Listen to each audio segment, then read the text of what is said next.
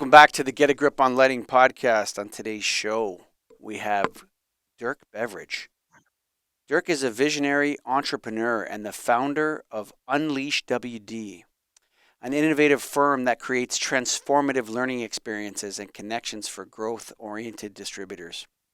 With his one-of-a-kind perspective on the future of wholesale distribution, Dirk has been leading major change for over 35 years to advance growth, relevance, and transformation. Over the last 3 years, Dirk produced the We Supply America tour, including a 24-film docuseries highlighting and championing the noble calling of distribution. Dirk has authored 4 books, including the best-selling INNOVATE, How Successful Distributors Lead Change in Disruptive Times. And on May 1st, Dirk is producing Force for Good Virtual Live, a transformative event to fuel personal and professional growth for all 6 million employees in distribution. His LinkedIn handle will be on the getagriponlighting.com website. He's got a website himself out there, forceforgoodcompany.com. You can go /May 1st, and that'll get you to the event. But before we do, Greg, we got to keep it easy, buddy. We got to go to KeystoneTech.com. That's KeystoneTech.com. And we've talked about before that, we can get you all the product you need, but a lot of our calls are service calls now. They need the technician in the field, and Keystone makes it easy with their smart current USB programmable driver. It allows you to actually do the programming on site. So you don't need to know what the driver is all the time. You can go there with those drivers, have it ready to go, and you can get it done. You don't need the existing specs, no problem. Upload the software, the tablet, connect to the smart current driver, and set it where you need it. Easy. That's a foundational app coming out of the easy, folks. Keep it easy. Light made easy. KeystoneTech.com. That's KeystoneTech.com. And, of course, we're members of the National Association of Innovative Lighting Distributors. Go to NAILD.org. You got a warehouse with light bulbs in it, sucker? That's right. Come on down and join NAILD, where is your crucial voice. That's right, NAILD.org. Welcome to the show, Dirk. Man, I tell you what, I want to buy whatever Greg was selling, just for the record. Okay? Just for the record. I want to send me a pallet, all right? I don't even know where to start with you, Dirk. I do watch a lot of your stuff, and I read about it, and I love it. Thanks, man. Give us your background a little more than Mike did. How did you get into what you do now? Yeah, so I'm going to cut to my current background, if you don't. We're a second-generation business, over 50 years old, all that. But I'm going to bring you back to the pandemic, okay, guys? And March 10th, 10 a.m., March 13th, 10 a.m., Friday afternoon, the world's starting to close down. I'm sitting here in this office, and I said, what the hell am I going to do? I call up my partner, Bethany. I said, what are we going to do? 4 words came to our mind: insight, inspiration, connectedness, and I'm a hugger and a hug. And we decided at that moment that that's what we were going to do to support distribution, this segment of our society that we love and that we think is so essential. Where did that lead to? Somewhere between 2 weeks to flatten the curve, and we're entering the second year, I wrote an open letter to distributors titled Shift to Tomorrow. And in that open letter, I used the words, the noble calling of distribution, guys. And I had to stop and pause and think, what did I mean by that? Because they weren't premeditated. I'd never used those words before. And when you think about it, guys, down here in the States, right, wholesale distribution is a $7 trillion economic engine. That's the 3rd largest economic engine on the planet, behind the GDP of the United States and China. I think that's essential. I think it's important, and I think it's noble. That $7 trillion creates over 6 million jobs. And think about these jobs, gentlemen. These aren't just jobs with a good paycheck, which they are. These are jobs that allow people to live fully, to go and find purpose and meaning and impact. And I find that to be noble, this job creation engine that distribution is. And then you look at the products. I mean, just think about your members' products. If your membership wasn't in business, our world wouldn't be lighted the way we need to be lighted. We can go down that path. Sure. So I'll get right to the punchline. So all of that led me to one day leaving my home without telling my wife, and I go to the local Camping World, and I buy a 38-foot RV. And that was a long night when I brought it home, guys, just for the record. All right. And then Bethany, my brilliant partner, transforms that into the We Supply America RV. And for the last 3 summers, gentlemen, from Memorial Day to Labor Day, I've traveled over 41,000 miles across this country, visited 85 different distributors, not to sell them a thing, but to go in and meet their people, listen to them, hear their stories, the stories of the company and the stories of the people. We've made 24 documentary films. We've got our 4th season coming up this summer. Last thing. Gentlemen, as I say, you come with me, cross this country in that RV, meeting the people of distribution, and you come back a different person. Amen. And I am a different person as a result of these experiences. Yeah. Little background on me. Well, thank you for listening for the Get a Grip on Lighting podcast, folks. Go to KeystoneTech.com. When can I expect my order, Greg? Yeah, coming up right now. Let's go. Oh, man. There's a lot of ways, but I mean, that's inspirational, man. And I love that you're doing that. Is there, I mean, maybe you already said what your biggest takeaway is that it's noble. Is there anything else that, really stood out to you on this journey? Yeah, it's a great question. So I'll say it in this way. On Memorial Day of 2021, I'm at a KOA outside of Detroit. The next day, Tuesday after Memorial Day, we're going to film our very first episode. And my video crew comes to meet me in the KOA so we can connect. We've done Zoom and all that, but now we're going to connect. And we're having this conversation, and they say, Dirk, we're going to turn on the video here. So the day before We Supply America actually launches, the camera crew asked me, Dirk, what do you think you're going to learn this summer? And my question to them was, I don't know. I have no idea what's going to happen here. It might blow up tomorrow and I might be home. I have no idea. And Greg and Michael, after 3 years, I can now answer that question, what am I going to learn?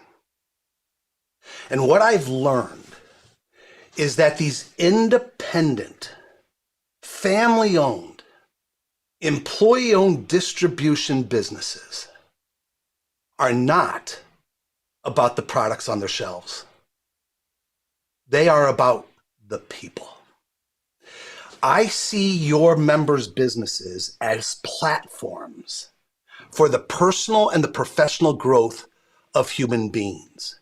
They are platforms to help human beings thrive and flourish in a world that every day is throwing challenges and chaos and uncertainty to them and their families. Your members have a platform that just so happens to be a lighting distributor. That's your canvas. And yes, you move product, and yes, you light the world. But in my mind, what you really light are people. You allow them to light their inner spirit, to find who they are, to find out what their dreams, their goals, their ambitions are, and you provide them a platform to do that. And that's what I've learned over the last 3 summers. You know, Greg, I remember when the 2008 recession hit. When the U.S. government decided to take money from the middle-income taxpayer and give it to rich people. That's a better description of that. Let's call it what it is. It was a scam.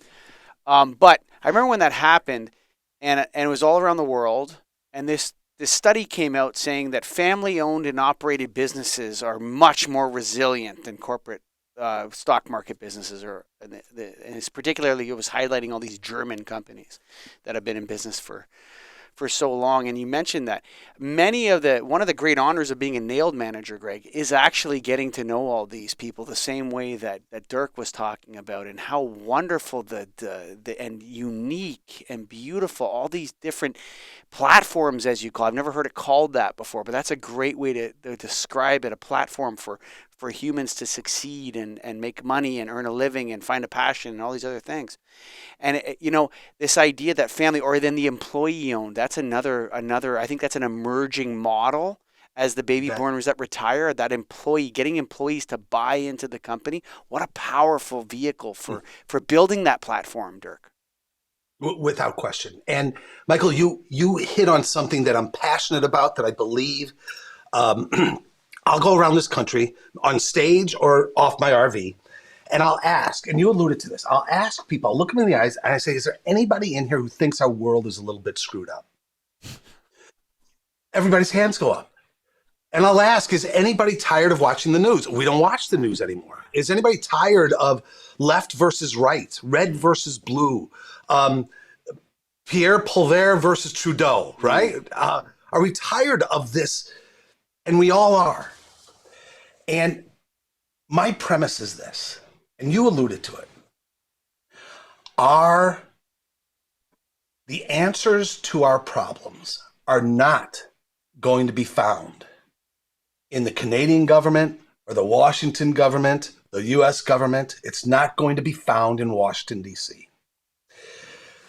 The answers to our problems are right here in the four walls of these businesses. If we could find a way to take the culture, the care, the love, the concern, the caring, the nurturing that I see in these four walls, if we could take that and lift that out of these businesses into our society, our society would be much better off. But Washington doesn't want to hear it. Washington doesn't want to hear it. But what I see is that right here, locally, these are the forces for good.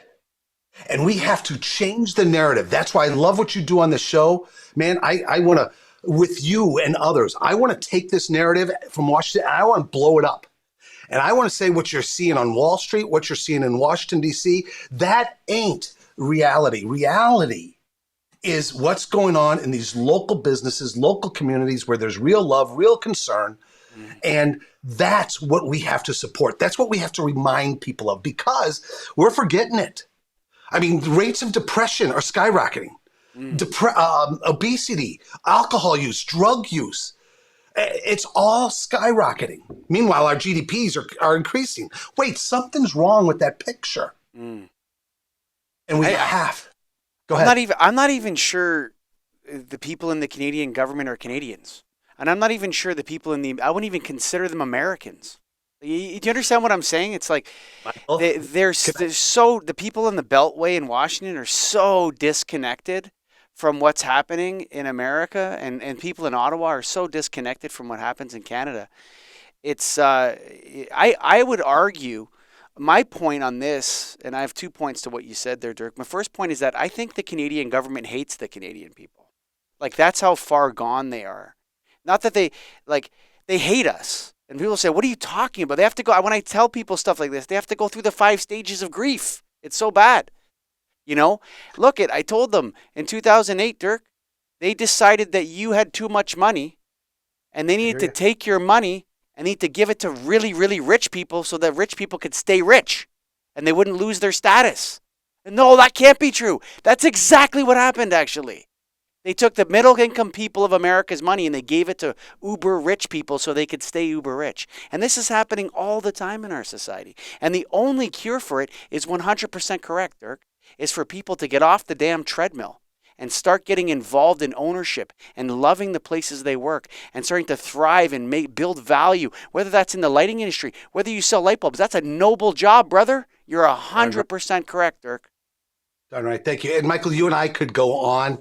I followed the truckers during COVID in a big, big way, and I think there's real evil in places. I'm going to leave it at that, okay? But let me build upon this in another way, if you don't mind. I think what we're talking about here is the collective we've been conditioned to believe what I call false narratives. Okay, and so simplistically, right? A false narrative is Down at Vanderbilt University, they call it the illusory effect. The illusory effect says that if you hear something enough times, even if you know it's false, if you hear it enough times, your brain is going to tell you it's true. Mm-hmm. All right, and I think there's examples of that everywhere from a political landscape, absolutely, but more simplistically through the We Supply America tour and what I've seen. Have you ever heard people say distribution or selling lighting is not a sexy business? Yeah, for sure. We've all heard it. In fact, we've all said it, and we shake our heads yes when we hear it. We've bought into that false narrative. We reinforce that false narrative. I could tell you 101 reasons why it's one of the most sexiest businesses in the world, all right, if you really look at it. Have you ever heard somebody, when you ask them, what do you do? You maybe go up to a driver or a warehouse associate, and you ask them, what do you do? And they say, I'm just a driver. Have you ever heard that? Sure, of course. It's a false narrative that we're allowing that individual to tell him or her that she has no dignity, that she has no worth. I'm just a driver. Bullshit. We've got to blow that false narrative up, and we got to remind that individual of the importance, of the essentiality, of the dignity, of the importance of what they do, that they keep our society lighted. And then here's one that I'm so passionate about right now. Have you ever heard leaders saying that because we're a team here, we have to build a culture that moves from me to we? We need to move from me to we. You can't be selfish. It's all about the organization. I hear it all the time, and people shake their head yes. Well, I've come to the conclusion that while it makes sense on one level, it's a false narrative. Because as leaders in businesses, we cannot ask the individual to sacrifice themselves for the good of the whole. My job as a leader is to nurture. My job as a leader is to grow, develop, to know that there's inherently more potential in that individual. And my job is to have that individual focus on me, myself, my growth, my abilities, what I can accomplish in this world. And man, when I grow that in the individual, that's how I'm going to grow the business. We've got to flip the script 180 degrees. And that's what I mean by being, in one way, a force for good. Yeah, I was going to say before I know, Greg, I think me to we is the most anti-American thing I've ever heard in my life. Like America's, yeah. Like that's me to we is like a Chinese saying. Like that's something that comes from Xi Jinping in China. He comes out, we're going for me to we. The collective is more important than the individual. Not here, sucker. Not in Canada, United States. The individual is actually the most important thing. And that's the fundamental basis of the country is individual action. Yeah, and free will and the ability to, right? Life, liberty, and the pursuit of happiness. What's happiness? Happiness is not putting a smile on your face. What they meant when they wrote those words, he meant fulfillment. He says growing into who you can be as a human being. Yeah. We to me. I agree with that. Yeah. Greggy, bring us back down to earth here. Well, I'm going to keep it up above for a little bit. Okay. Are you running for office anytime soon here, Dirk? Yeah. What can we vote for I did in 2010, and you know how that worked out because I'm here talking to you. That's right. So with your work right now, it's on distributors. Electrical distributors is big. What are you in any distribution, or what do you work with? Yeah. It's if there's a product on a shelf, it could be electrical, plumbing, it could be HVAC, it could be building materials, appliances, flooring, all of it. I go and visit all of those types of businesses and the like, and we help them in different ways, right? I'm a keynote speaker, so I have the opportunity to share some of my thoughts, from the stage, which I love to do. We do strategy workshops for associations and distribution companies. We've done a lot of research, some book writing. But this force for good is in the fourth quarter of my career. This is where I'm going to end up. This is my end zone. To help us remind ourselves that our businesses are bow, and that we have the responsibility and the opportunity to absolutely have the light, not just within our businesses, but have the light within the individuals shine brightly. And is there anything more noble?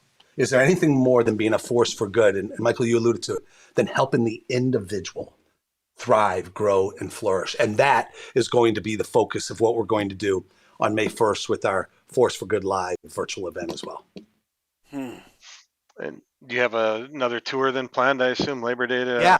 Memorial? Yeah, so we've done 3 seasons. I believe there's a 5-year run in this. So we got this summer and next summer. And guys, if you don't mind, I'm going to give a plug for our main sponsor in Ford Technology Company, Modern Distribution, Modern Technology Company, and they're a Koch-owned company, Koch brothers. And I got to tell you something. 3 years ago, We Supply America was nothing more than an idea. I don't even know if it was a dream. It was a freaking idea on a napkin. And I talked to the people at Infor, and just on an idea, they signed a check that allowed me to pursue this. And now I think they believe in me, but the reason they did it is because they believe in distributors. Their technology is built for distribution, if you will. And they've got an amazing vision. Their vision of their company is to help their customers fulfill their potential and improve people's lives. That's a technology company. And I'm blessed to have them with us from day 1 through season 4, and I'm sure season 5 as well. So thanks for allowing me to say that. Man, no problem. Check them out. Infor. I mean, that's and that's how we do what we do too. Is you got to have people that believe in the cause and what the purpose of this is. And you guys, what you're doing is totally valuable and something that we can all learn a lot from. So we appreciate that. Yeah, cool. Hey, Kent, do you guys mind? Can I give one other premise that I have that I think ties into everything we've been talking about? Yeah.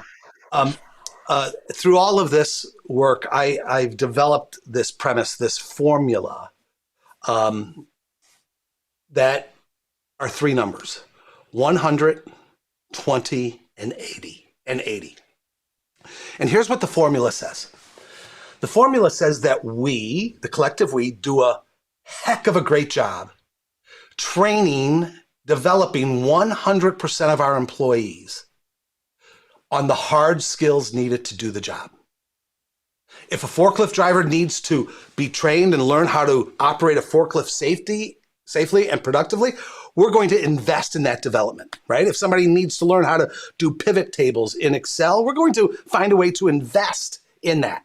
So we do a really good job of developing the hard skills needed to do the job. Why? Because it's good for the business, because I need that productivity out of people. I think we do an okay job with 20% of our employees. From now of that 100, let's break it down to 20%. And we do good work training 20% of our people in soft skills and skills to grow their careers.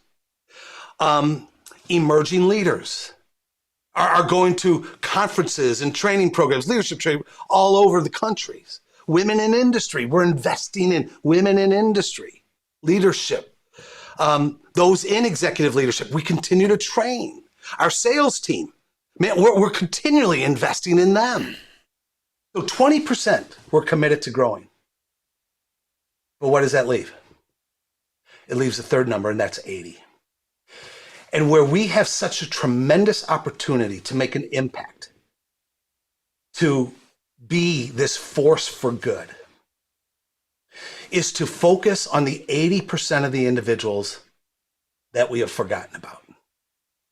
80% of the individuals that we walk past as they're on that forklift, as they're picking the product, as they're sitting in customer service, and we have just assumed that's all they want in life. And I've met them. I've asked them to tell me about their tattoos. And every one of these individuals have dreams, goals. They want more. They know more is possible. We have such an opportunity. We have such a responsibility. to ask ourselves as leaders and as these platforms that we have in business to say, what can we do to help the 80% that are struggling, that have a civil war going on in their mind about, are they going to be able to make it? Are they going to be able to pay their bills this month? Are they going to be able to go watch their son play baseball tonight, right? Whatever it happens to be. The timing of this, Dirk, the timing of this for me is really interesting. And I'm interrupting you, but I'm the host. I'm allowed. So the 80%, I battle this a little bit. I'm going to ask you a question, okay? Yeah. So Yeah. I think there is a problem in society with corporations over-promising. And some corporations, trying to be more than just a job. And they trying to set up like social events for their people. And, people are getting absorbed into these systems where they can never turn off. They can never get away from work. And the home working thing made it worse. And, so I think there's a part of it that people like working for me because they do get a job. They come here at 9, they leave at 5, and I never contact them after that. And we don't have a lot of pressure to do social events with each other. And there is a sense in which that they can leave their work behind, and they don't have to think about it again. They have a job. And they're doing a job, and when they're done, they're done. And I think they like that. But there's another part of me that I'm describing the world like a treadmill. And I see a lot of people are flying off the back of the treadmill. It's too high now. It's too fast. They can't run on it anymore. Their wife's working. They're working. They got the kids. They can't make ends meet. They're hanging on by their fingernails. They can't pay their bills. Right. And so I'm of two competing minds there. One of them is that I don't want to get too involved with my people because it's none of my business and they don't want me anyway. And there's another side of me where I'm looking at it, I'm like, this treadmill is going higher and faster for people. And they need to get off the damn treadmill. And I know how they can do it, but I don't know if I should share it with them.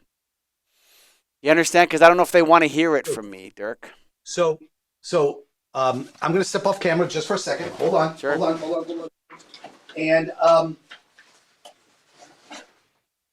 okay, so a couple things. Michael, this is my perspective. I think you owe it to them to get involved. I'll explain it. I think you owe it to yourself to get involved.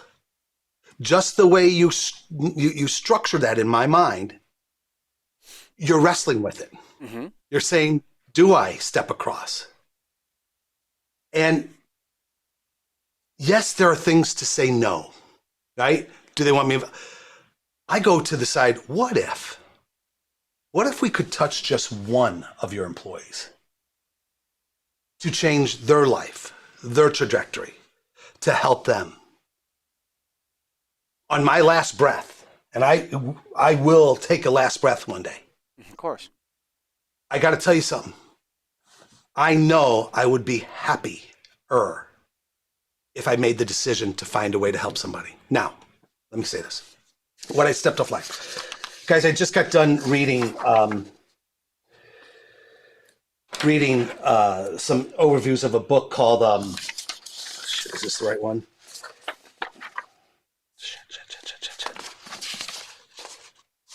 Okay, guess what? I'm not going to read it to you, so I'm just going to have to tell you what I remember from it. That there's this concept that says most people believe that when I'm interacting with my employees or somebody that's struggling or in need, the best thing I can do for them is to give them advice. And the truth is, that's not how we can best serve them. The best way we can serve them is to encourage them.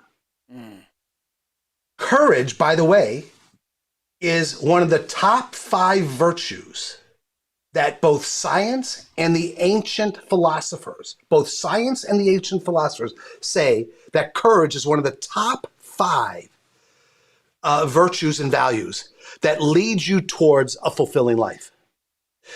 Encourage means I'm going to help the individual believe in themselves. I'm going to encourage the individual to step outside of their comfort zone. I'm going to encourage the individual by showing them something in them that they didn't see in themselves. And I don't have to have some grand scheme to do that. I don't have to have a career path for them to do that. But I have to have in my heart that I see a human being. I don't see an employee. I see a human being who just might be touched by that level of encouragement. Here's how I look at it.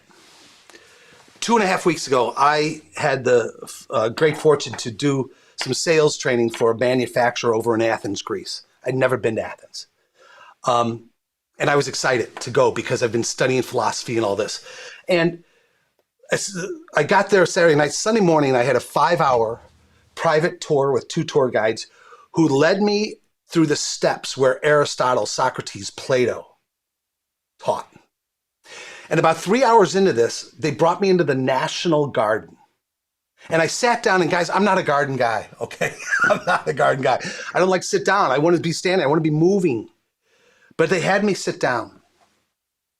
And they introduced me to this philosopher, Epicurus. Now, I've studied Plato, Socrates, Aristotle, not Epicurus. And what I learned in that moment was this. What I learned is that Socrates, man, he started it by having these philosophical talks on the streets of Athens. But then his students, Plato and Aristotle, they created these academies that were for the aristocracy. That was for the wealthy. That was for those in government.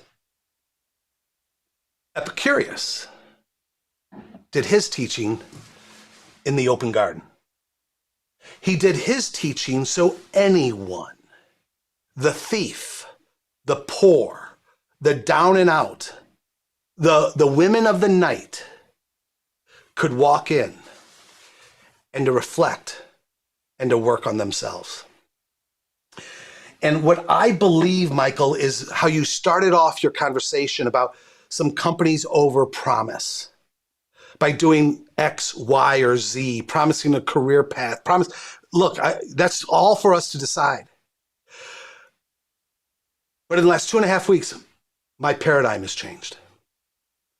And what May 1st is all about, our Force for Good Live, my metaphor is that's a garden. We're going to have a live event where we are inviting all 6 million employees throughout distribution.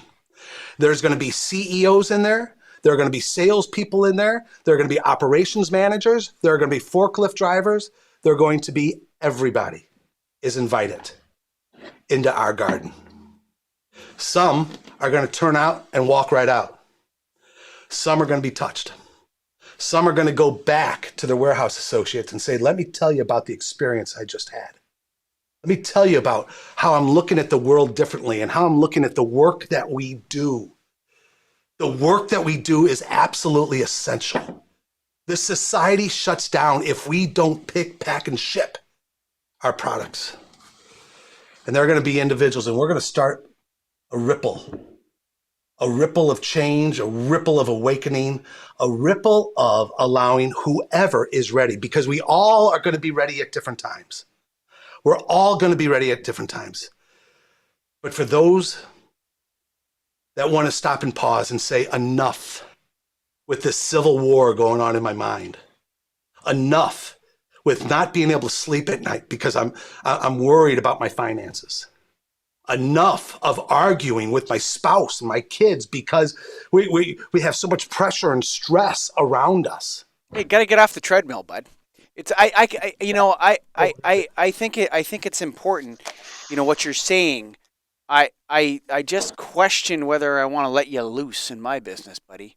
You know what I mean? And that Yeah. there's like there's an element of it that you're dangerous. You know what I mean? Why is that? Tell me. I need to know this. Why do you say that? Where's the danger? I'm of two minds on this.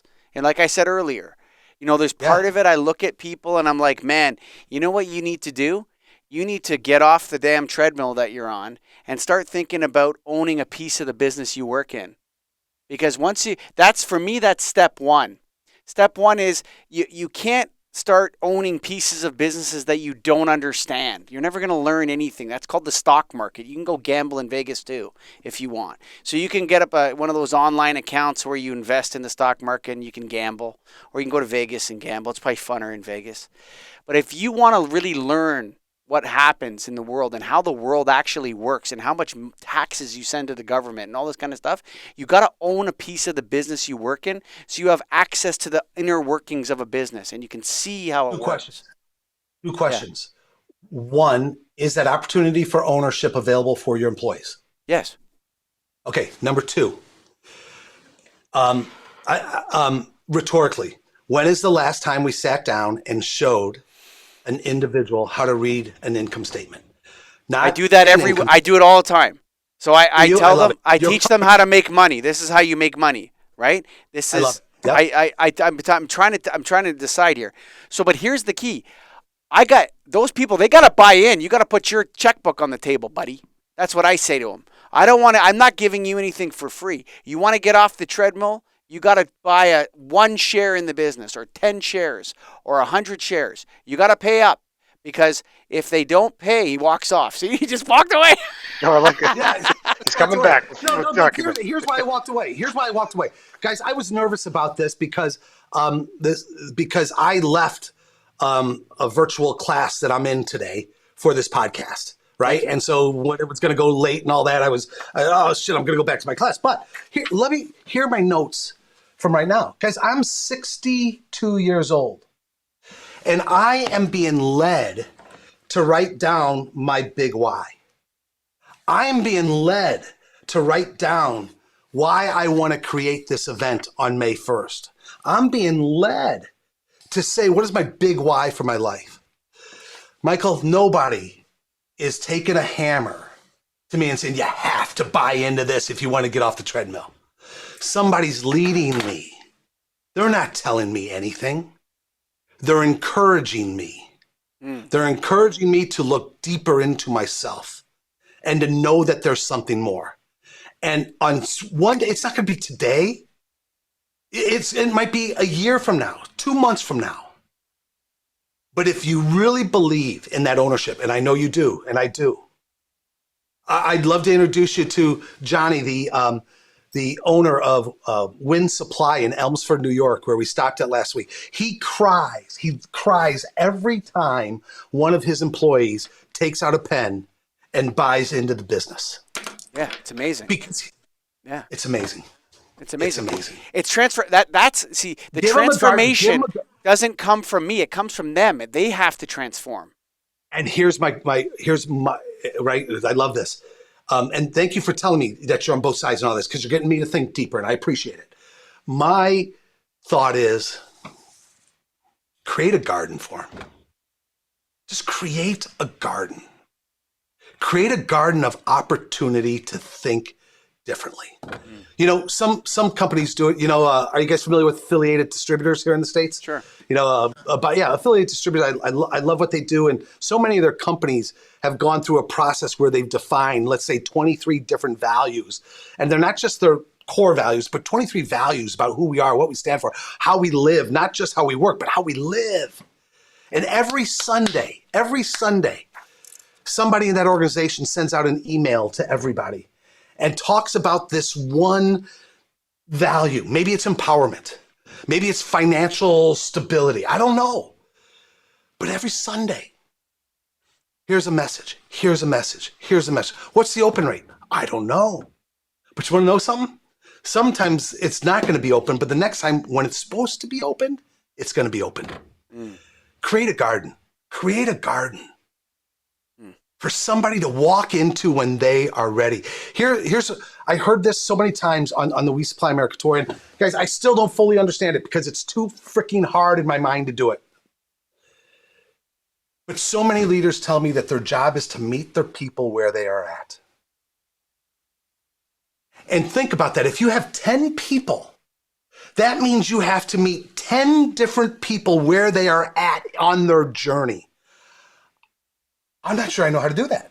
And then some companies have 50, 100, 2,000, whatever. But that's our job.